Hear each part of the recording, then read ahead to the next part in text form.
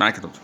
الكتاب بيبتدي بسورة البندقراطور، وبعد كده سورة ماري جرجس شفيع الكنيسة، وبعدين سورة سيدنا البابا، سورة سيدنا أنبابولا، وتصميم اتعمل مخصوص للكتاب. في شهداء ماري جرجس أبو النجا، وبعدين في شكر للحبايب اللي اشتغلوا معايا في الكتاب. وبعد كده سورة احنا بنعتز بيها جدا مع سيدنا أنبابولا، اتخذت سنة 2015.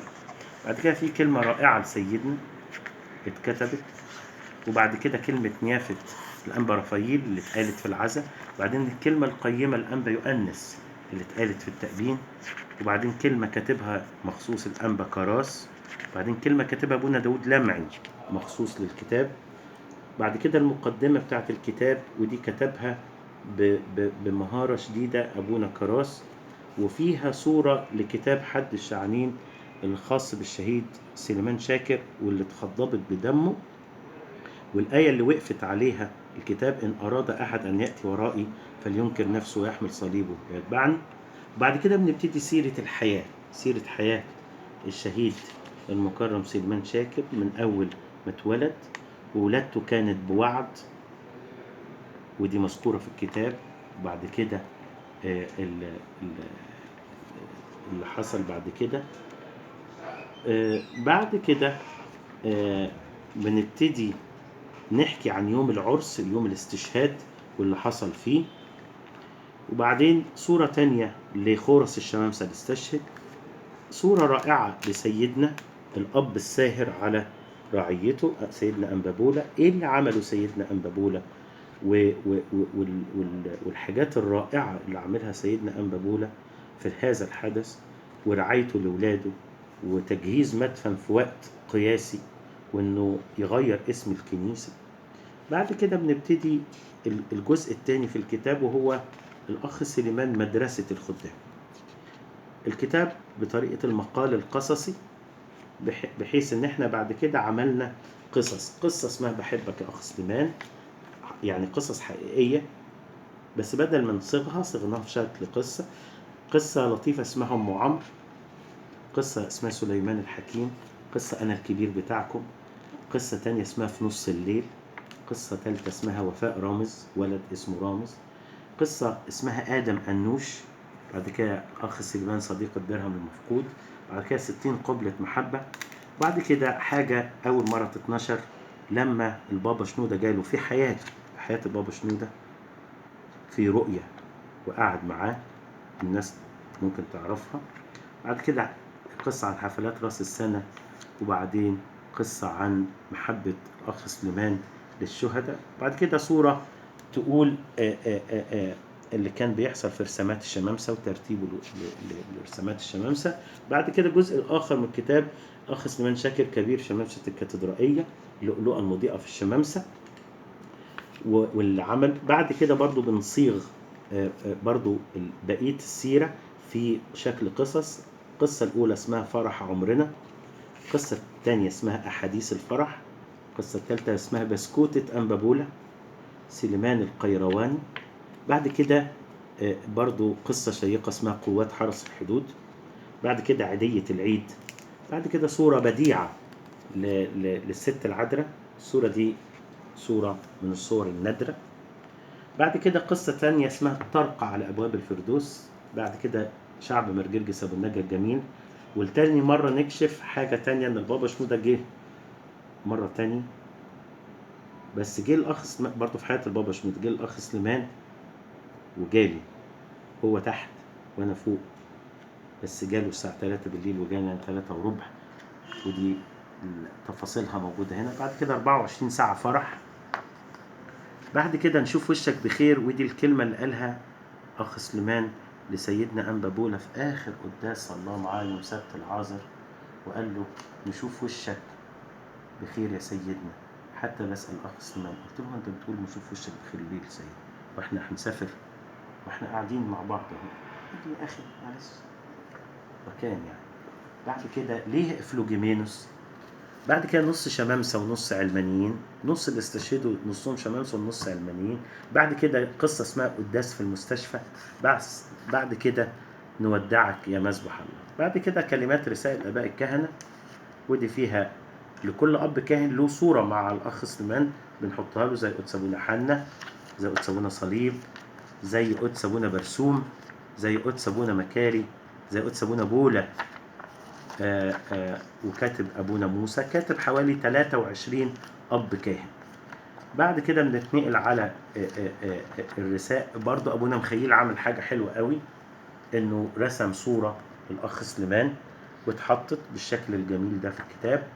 بعد كده الجزء الآخر اللي، وطبعا الكتاب فيه صور نادرة وجميلة جدا وليها مناسبات. دي صورة من الصور حلوة أوي الأخ سليمان في الكتاب.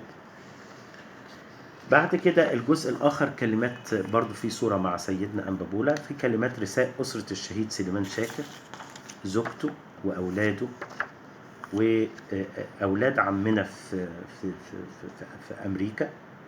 وبعد كده مايكل قس تدرس خطيب بنت أخ سليمان.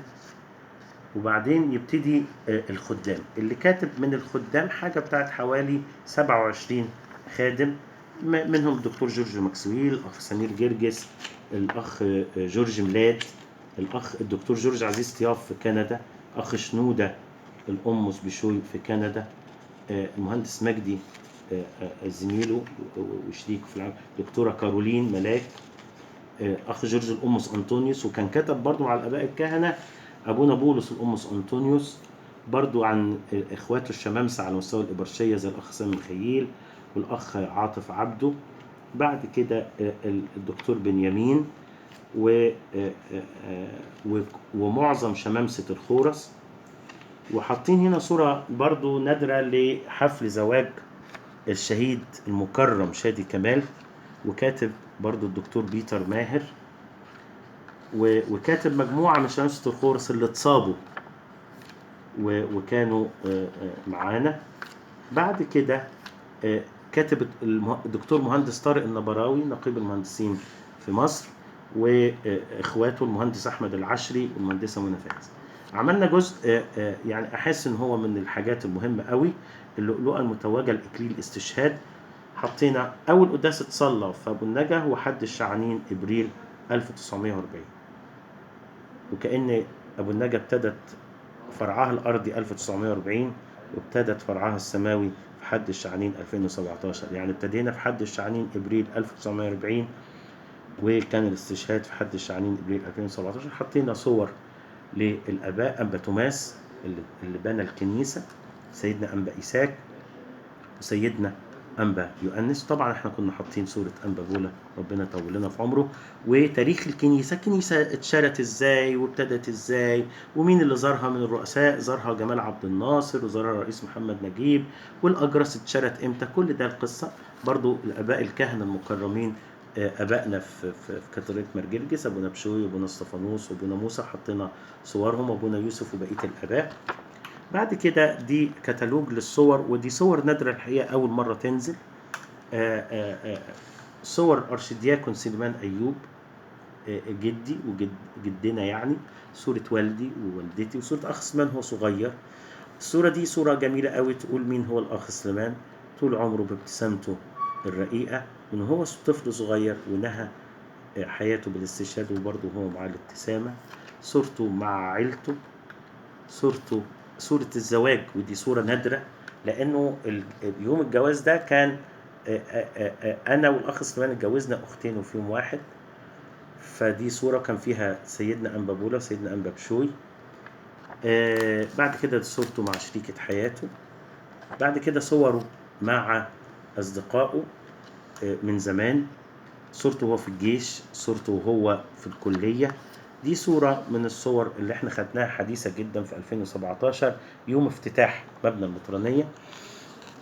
صوره مع ولاده في الخدمة، صوره مع سيدنا أنبا بولا، وصوره مع سكرتاري قداسة البابا احنا بنسبح معاهم، صورة مع أبونا أثناسيوس المقاري، صورة برضو يوم الرسامة أغنسطس، صورة تانية للبابا توادرس مع البابا شنودة ومع سيدنا أنبا بولا تاني ربنا يطول عمره.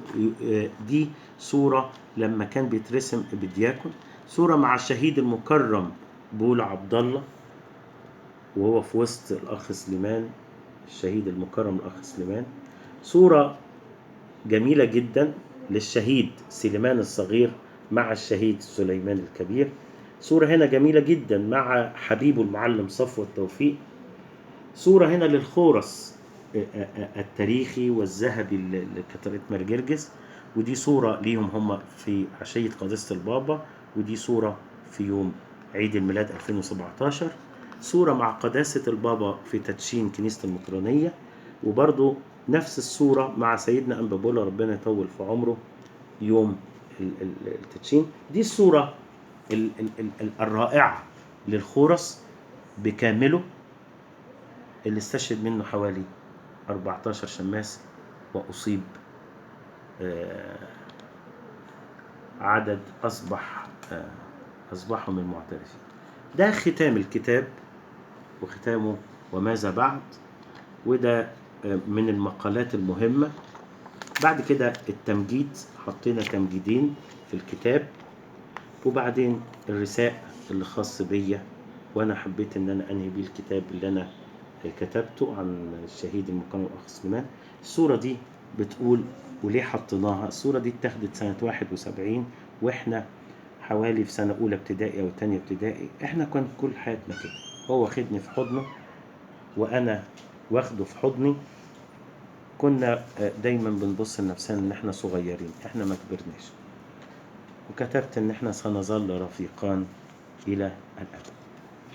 ختام الغلاف هو الآية من نحمية: اذكر لي يا إلهي للخير كل ما عملت لهذا الشعب، اذكرني يا إلهي من أجل هذا ولا تمحى حسناتي التي عملتها نحو بيت إلهي كخادم ونحو شعائره كشماس. وأصنف الأعالي وأحد الشعانين 9 إبريل. المقدمة الخاصة بالكتاب هو الشهيد سليمان شاكر الخادم الأمين والشماس القدوة سليمان شاكر، وكنيسته اللي كان بيحبها دايما دايما إبرشية طنطا وطوابعها الأقباط الأرثوذكس، كاتدرائية شهيد العظيم ماري جرجس، وربنا يخليه سيدنا أنبا بولا بعد ما غيرها، والشهداء الأبرار بطنطا. 20 صفحة. نتمنى ان كل الناس تاخد بركته. احنا حافظنا في خلال الكتاب ده ان كل الايات يبقى ليها بونت مختلف، وانه العناوين تبقى برضو بلون مختلف، واتعمل على ورق فاخر جدا. ربنا ينفعنا ببركة صلوات الأخ.